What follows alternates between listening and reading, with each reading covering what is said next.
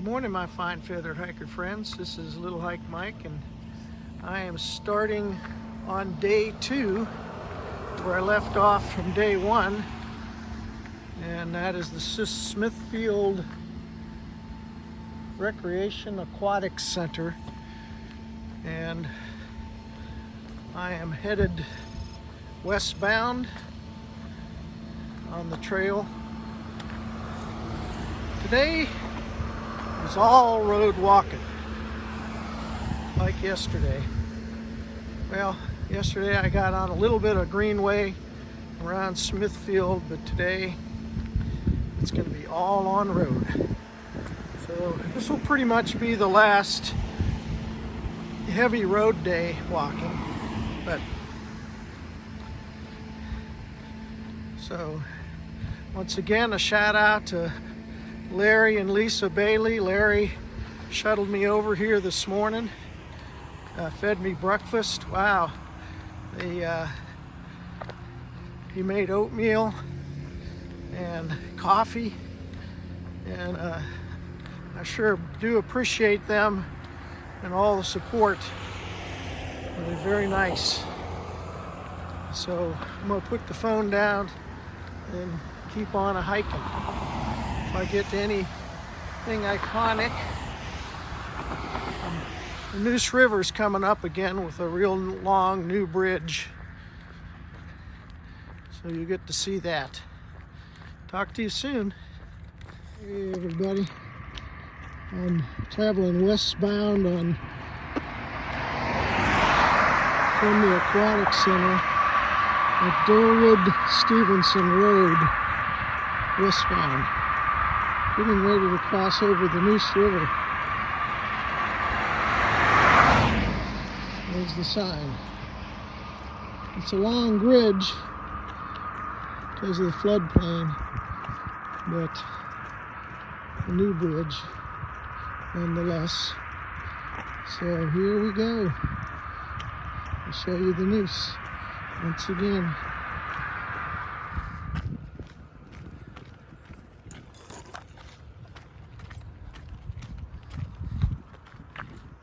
Nice little pasture.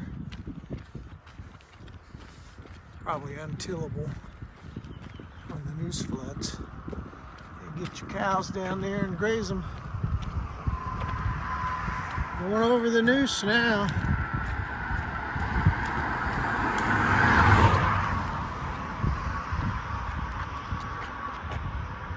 Once again, I am going to be crossing over the Neuse River a few times along this trip.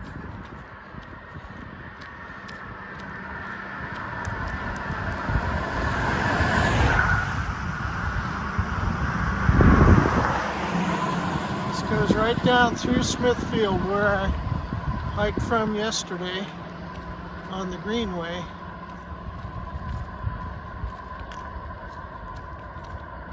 Nobody floating it today. The river doesn't seem to be up very high, but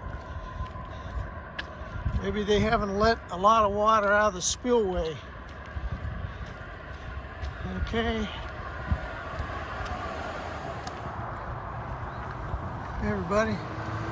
Come up to the intersection of Wilson Mills Road.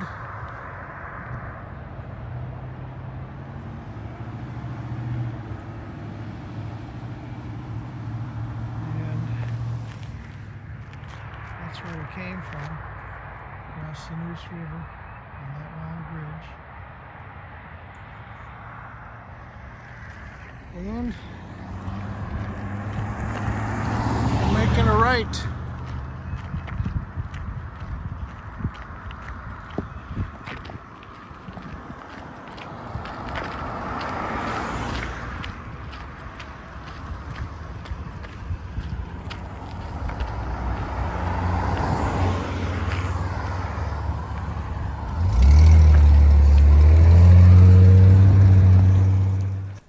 Good morning, my fine feathered hiker friends that continuing to hike on day 2 and coming up this Wilson Mills Road. That's where I came from, and quite a rich farm area. Not too much traffic, but there's some traffic down here. But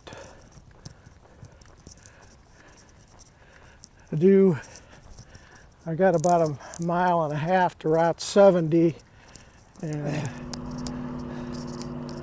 I'm walking up Wilson Springs Road, and I'm going to be crossing over Highway 70, and I have come down this road from Raleigh that way many times, and that way is Kinston. So I'm glad Handy Mart's there, because it's handy for me to go to the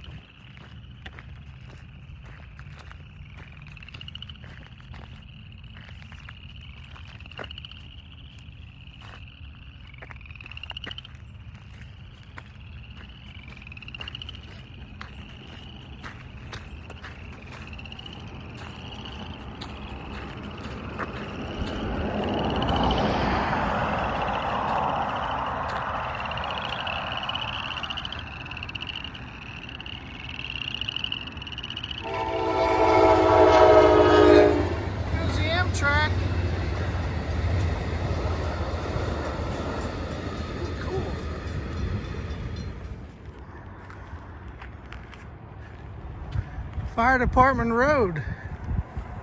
Is the fire department. So just turned on Fire Department Road right here.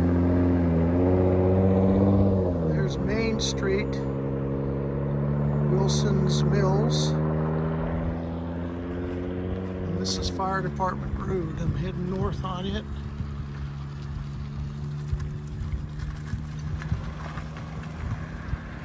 For a little ways. Make a left on Powhatan, which is right up here, I think. It is.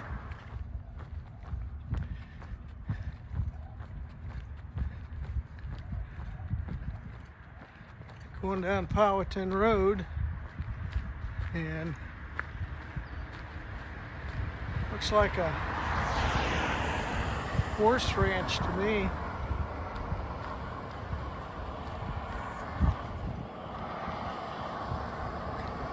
Yeah, it is. There's the stable up there. I see some horses back there corralled up.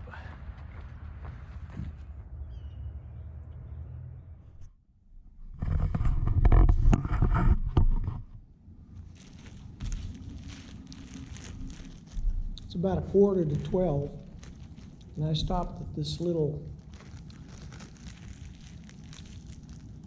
playground area that has a pavilion in it. I'll show it to you in a minute, but I'm going to eat my peanut butter and jelly sandwich.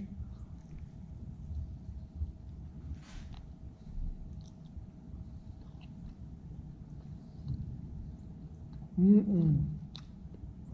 Mm-mm.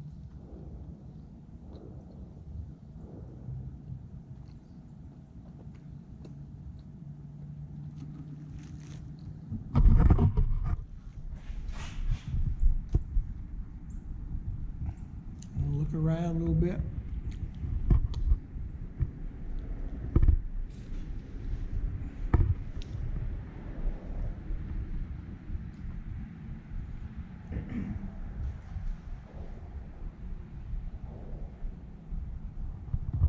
Somebody's shooting.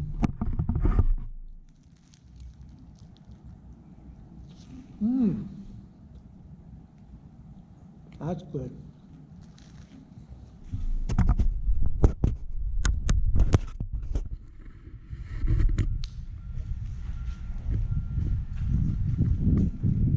Hey everybody, I'm leaving the little pavilion I came in on to kind of see what it was like. Get out here, you can see it's kind of a newer place. Not sure if it's with the city of Garner, Clayton, or not. But You know, it's a nice little rest area for those that are walking on the Mountain to Sea Trail. Has volleyball, a jungle gym, swings, you name it. I'm going to go out the same entrance that I came in. Nobody's here. They only have one gate open. They have an entrance and an exit. The exit's closed. So, gotta go up to the main entrance. Alright. I'm videoing this with my GoPro, so a little bit of a difference.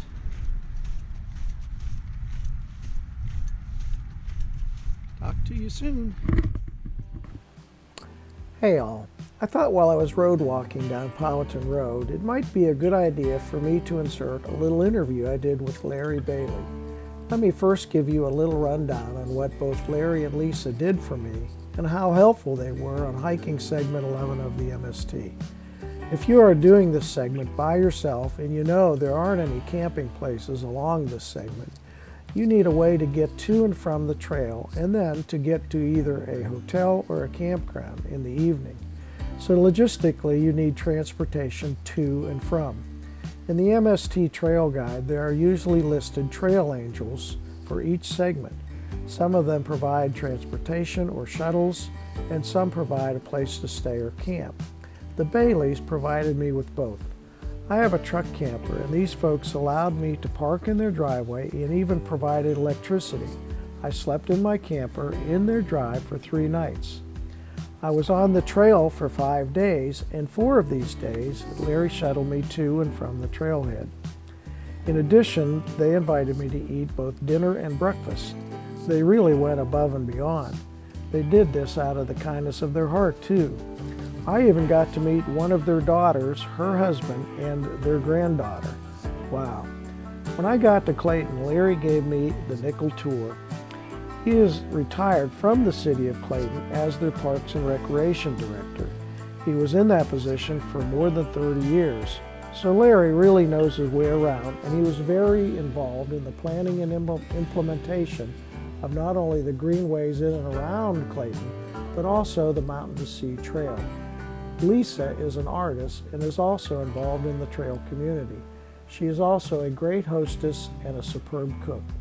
So Larry and I have sat down for a conversation about this trail and his involvement and its development history.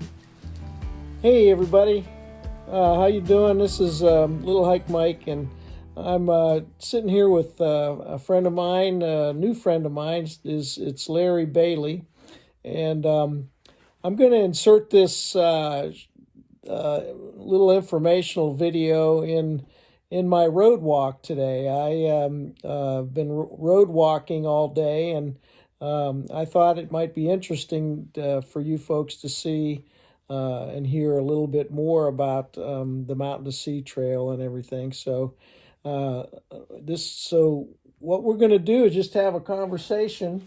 And Larry, why don't you tell me a little bit about yourself and then how you got involved somewhat with the Mountain to Sea Trail. All right. I was Parks and Recreation Director here for the town of Clayton. Was for over about 33 years. I retired a couple years ago. But I've been involved with the Mountain to Sea Trail now for just about all my career. My first job was down with Scotland Parks and Recreation. Mm-hmm. And I remember that was back in the mid-70s when the first concept was put out there about developing a trail that would run from the mountains to the coast. And so I kind of followed it over the years. And then when I came to Clayton and started going to, they started talking about promoting getting the trail from Raleigh down to the coast. And the state did, the state parks. And so I started going to some meetings that was being held related to that, and mm-hmm. This over the last 10 or 15 years been involved. Went to a lot of meetings, mm-hmm. A lot of discussion, a lot of planning, and then we were able to get a concept design done for the county, mm-hmm. to see where the trail would go and so I got involved with that, and so then it kind of just. Yeah, say it was more planning. It was more waiting for funding then, and then when some funding came along, we were a shovel-ready project. We had our plans done. We knew where the trail wanted to go. We were just waiting to get some available funds, and so when that came along, we were able to get it started. Okay, well, you didn't grow up here in Clayton, but you're from the area, so you're pretty much homespun in and around this area. Now, this section that I'm walking on right now, which is from Smithfield to Clayton, to the town of Clayton, is not necessarily going to be set in stone as the trail for the rest of the. There are plans to take this road walk that I'm on, which, by the way, you have already seen me as I've been walking along here, that there's lots and lots of traffic. So there's a lot of people who wouldn't necessarily walk on this road walk because of they just don't like road walking. I mean, I'm doing it because I just want to do this segment. But the road walk itself, eventually, they're wanting to get it closer to the Neuse River, right? Correct. Yeah. There's a lot more road walking now than we would like, even though it's, they've done a good job in kind of planning some back roads. So you're not walking on interstates and some of the busier roads through the county, but you are walking. I mean, there's some rural areas there, and there's some areas where the traffic's a little heavier. But our goal is to get it as much on the river as we can. Yeah. We have in Clayton from the Wake County line down to Clayton, and there's an effort now to look at the planning and getting it on as much of the river as we can. Yeah. Well, suffice it to say that the trail eventually will be more serene, let's just say, not as hectically walking along ditches that are filled with trash. And, unfortunately, that's one of the things about road walking that you really don't like. But even on trails, you see people that, one of the things about backpacking and hiking is leave no trace. And of course, you don't see that as much on trails as you do along the roads. But eventually that's all going to change. Larry, why don't you tell us a little bit about how you got involved in the Greenway project, and so this next section I'm going to be walking of segment 11 is going to be through the downtown area, right on Main Street. So Clayton is a trail town, and then as you get through town, then you will enter what is called the Greenway, and then once you hit Wake County, and the Greenway continues all the way up to Tail Race Fishing Area, which is below the below the Falls Lake Spillway. But why don't you tell us a little bit about how the trail came to be part of the Greenway, or the other way around, how the Greenway became part of the MST. Well, part of our effort was to get the Greenway extended as you know, down along the Neuse River from Wake County and Raleigh. Our interest was connecting into that so that people would have an opportunity to hike, walk, bike, whatever, to into Raleigh, technically without getting on a highway. And we thought that concept was pretty fascinating. So our goal in initially getting some funding was to get the trail extended down. The city of Raleigh was putting it up to the Johnston County line, and so we picked it up from there, brought it down to Clayton. Clayton is not on the river necessarily. The river doesn't run through downtown, but we wanted people, particularly through hikers, to have access to downtown if they needed supplies. And so the trail now comes up to what we call the Sam's Branch Greenway, which is about a 1.5 mile greenway that goes up towards town. And so now you have a way to get into our downtown area if you need supplies or just want to come in. But the trail does go through town now. When we get it extended down to Smithfield, it will follow pretty much the same area, but it will be a lot more on the news itself. Now, as you will see coming up after we get off the main highways here, Route 42 and everything, we actually are going to enter into the city of Clayton. And as you enter the city of Clayton, you get down on the main street. And by the way, it's always great for people that are through hiking to know that they have a place to stop and get a good meal somewhere along the way, or resupply, that sort of thing. And then also along the way, and one of the reasons people do through hike, not only because it's an achievement for them personally, but they get to see some of the country, some of the more obscure places that you'd never think anything really happened there. But Clayton has a lot of rich history when it comes to the Civil War. And so from your vantage point, why don't you tell us a little bit about, Larry, what is in the city, or what happened in the city of Clayton? Well, in relation to the Civil War, we were pretty significant. The war was winding down, and the troops were,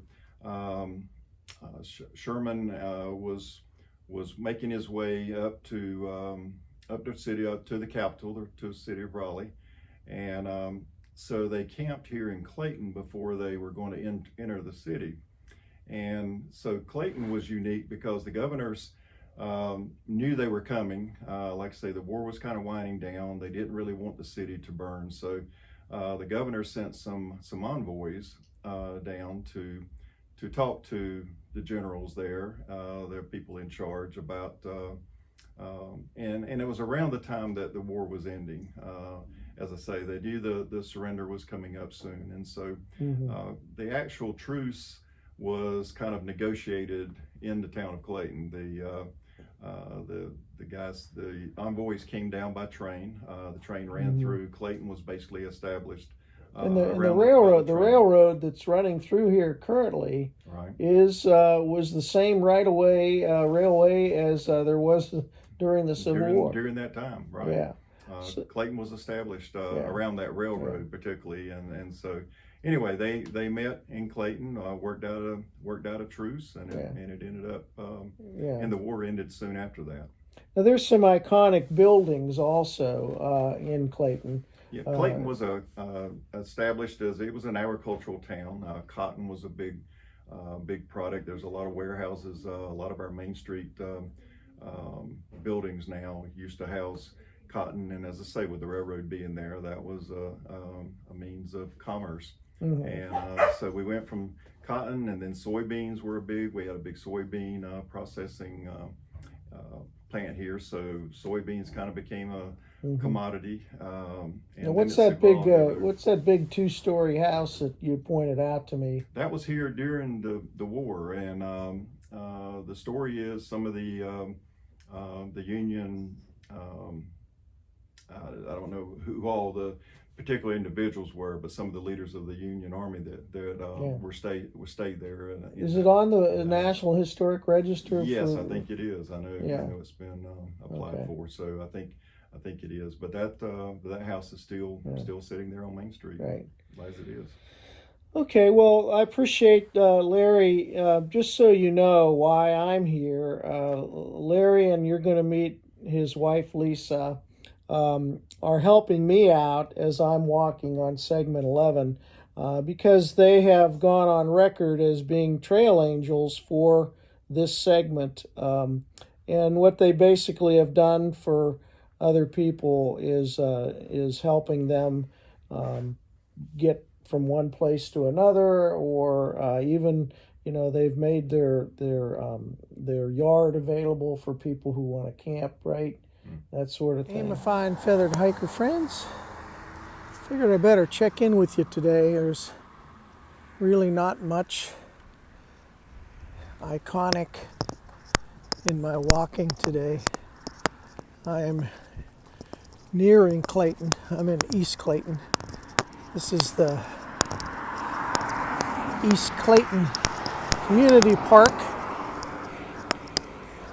And I'm just walking on a sidewalk now. Got off the road. That's nice. I'll be coming up on Highway 42 and then make a left. Then I'm almost there, but hang in there with me. Surprise. Blue sky and the sun. And folks, I have made it up to 42 West. It's a main drag in Clayton. And while I'm walking up, I'm going to be walking past one of the major employers here in Clayton, and that is Caterpillar. So about a half a mile up here to a junction, and I turn right back into Clayton then.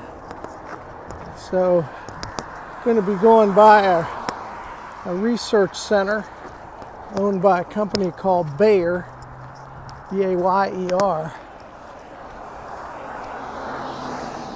research farm or whatever. Here we go. Caterpillar.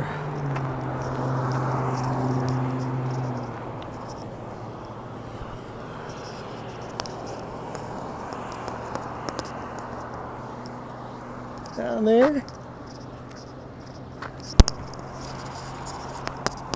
They do some assembly here. Clayton, North Carolina. If you ever wonder where Caterpillar front loaders and what else do they have here? Not quite sure. I know they have front loaders. I saw some backhoes, front loaders, big ones. Okay. Well, there's a picture, or there's a couple just on display up here. I'll get a picture. Hey everybody. I'm still on Highway 42. I'm coming up to the intersection. I'm going to turn right into Clayton. And I just wanted to show you the sun. You're probably getting blinded. But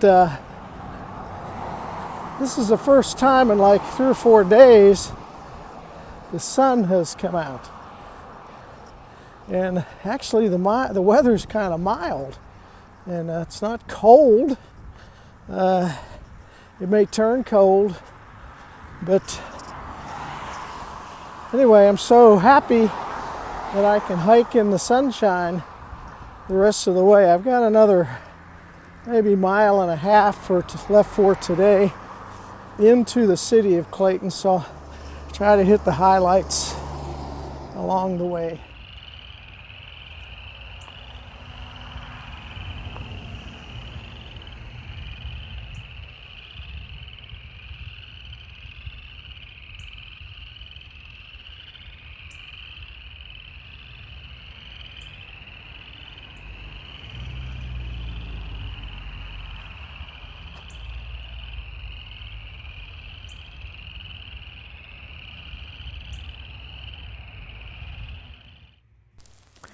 So coming into the town of Clayton, North Carolina, I began to think about a significant event that took place at the very end of the war between the states, or the Civil War, or as some Southerners would call it, the War of Northern Aggression.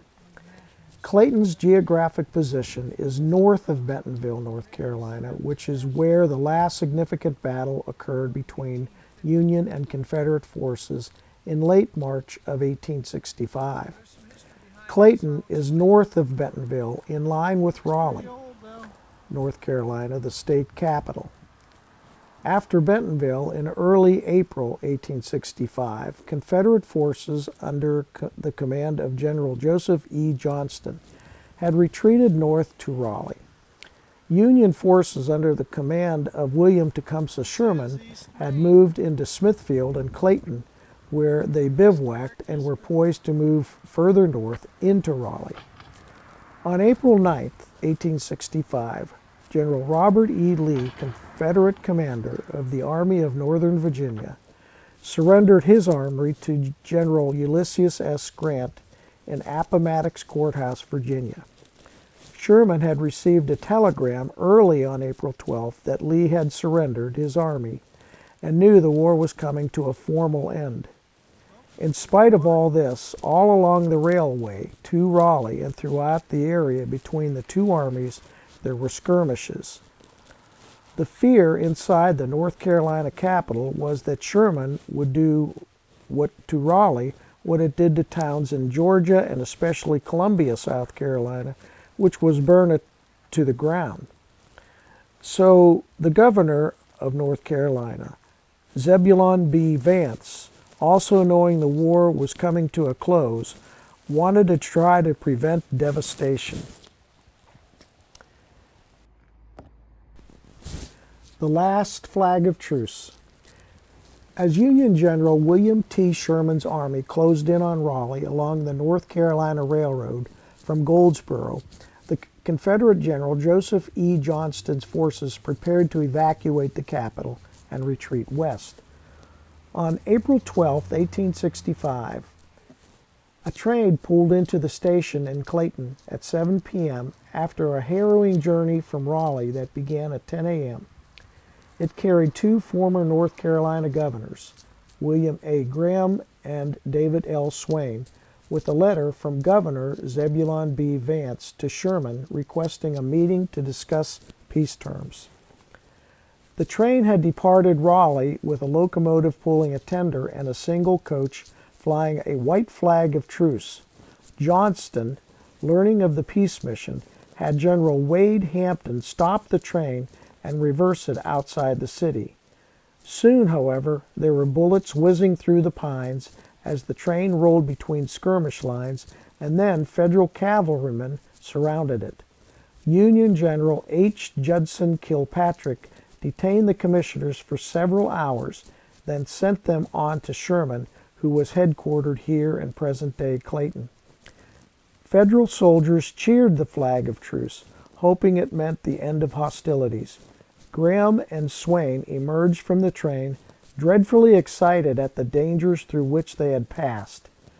Sherman accepted Vance's letter, agreed to safeguard the state government and spare the city, and gave them dinner. He wrote the governor and promised all the aid in my power to contribute to the end you aim to reach, the termination of the existing war. Graham and Swain returned to Raleigh the next day. Railroad hand Bob Harris rode atop the coach, holding a persimmons branch with the flag of truce